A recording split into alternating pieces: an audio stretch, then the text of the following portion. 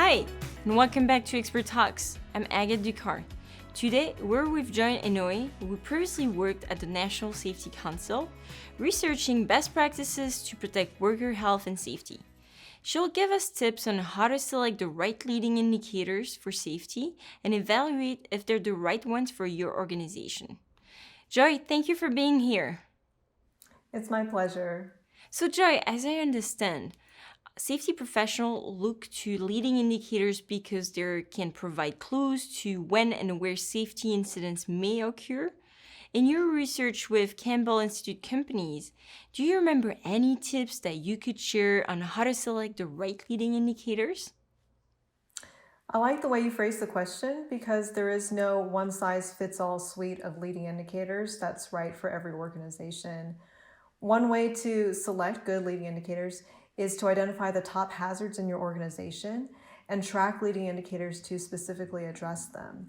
For example, if workers are reporting slip, trip, and fall hazards frequently, you should consider tracking the frequency of inspections and clearings of walkways.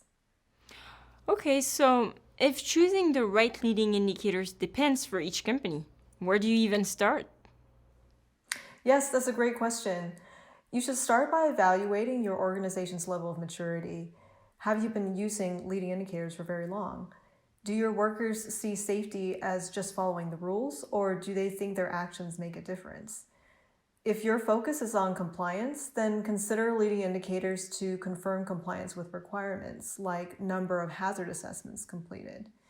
If your focus is on improvement, consider introducing leading indicators to grow existing programs for continued improvement, like number of safety meetings. Yeah, that makes sense. So after selecting leading indicators, how do we know that they're actually protecting worker health and safety? In my research, I found that Campbell Institute organizations correlate their leading indicators against lagging metrics to evaluate the effectiveness of their leading indicators. This helps them determine if their leading indicators are providing valuable information. Taking the example from before, you could correlate the number of daily cleanups of floors per week, a leading indicator, against the number of trips and falls. These numbers should be negatively correlated, meaning that as cleanups increase, trips and falls should decrease. Yeah, that sounds pretty logical. Thank you for helping us through the process of choosing.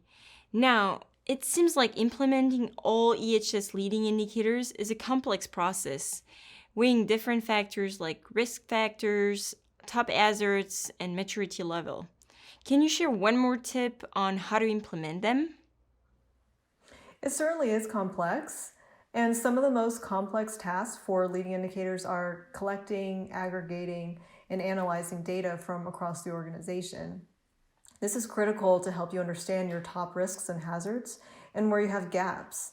This is where an enterprise software solution like Enablon can help.